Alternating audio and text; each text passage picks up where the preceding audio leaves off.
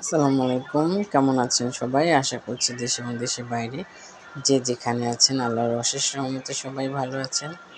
আলহামদুলিল্লাহ আমিও ভালো আছি। আমি আজকে রান্না করেছিলাম ব্রয়লার মুরগি ছোট ছোট করে কেটে তারপর ভেজে নিয়েছি। এরপর একটু বেশি করে কাঁচামরিচ কুচি দিয়ে পেঁয়াজ কুচি দিয়ে ভুনা করেছি, টমেটো দিয়ে, শুধুই টমেটো দিয়ে ভুনা করেছি। তো কড়াইতে আমি তেজপাতা, দারচিনি, এলাচ, লবঙ্গ আর সাথে পেঁয়াজ কুচি কাঁচামরিচ কুচি দিয়ে তেলে দিয়ে ভালো করে ভেজে নিয়েছি।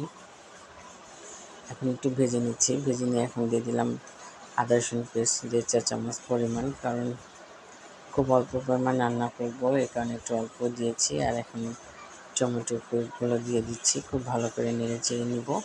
এখন দিয়ে দেবো বাকি মশলাগুলো, আমি এখন এখানে দিয়ে দেবো।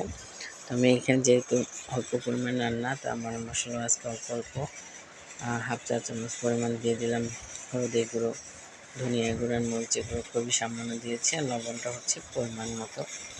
আর যেহেতু রমজান মাস, রান্নার সময় অবশ্য লবণ দেখা যায় না, তাই একটু কম বেশি হয়ে যায়। যাই হোক, এখন ভালো করে নেড়ে দিচ্ছি। এখন এখানে সামান্য পরিমাণ একটু পানি দিব, পানি দিয়ে টমেটোটাকে অনেকটাই গালিয়ে নেব। পানিটা দিয়ে এখন ভালো মতো নেড়ে চেড়ে নিতেছি। তো এইভাবে মাংস রান্না করে খেতে, বিশেষ করে ব্রয়লার মুরগিটা খেতে কিন্তু অনেক ভালো লাগে। এই যে মাংস টমেটোটা অনেকটাই গলে গেছে এবং ভালো কষানো হয়েছে, তেল উঠে এসেছে কষানো থেকে। এখন আমি ভাজা মুরগিটা দিয়ে দিলাম, খুব ছোট ছোট করে কেটে নিয়েছি। এভাবে খেতে কিন্তু সত্যিই খুব ভালো লাগে। আপনারা যারা খেয়েছেন তো খেয়েছেন, আর যারা এখনও খাননি ট্রাই করে দেখবেন। এভাবে রান্না করলে খুবই মজা লাগে। এখন আমি দিয়ে দিচ্ছি জিরার গুঁড়া আর হচ্ছে গরম মশলার গুঁড়া। আমার রান্নাটা প্রায় শেষ। তো আমার এই রেসিপিটা আপনাদের কেমন লাগলো অবশ্যই জানাবেন। আমার প্রায় রান্নাটা হয়ে গেছে, এখন একটু ঝোলটা কমিয়ে আমি নামিয়ে ফেলবো।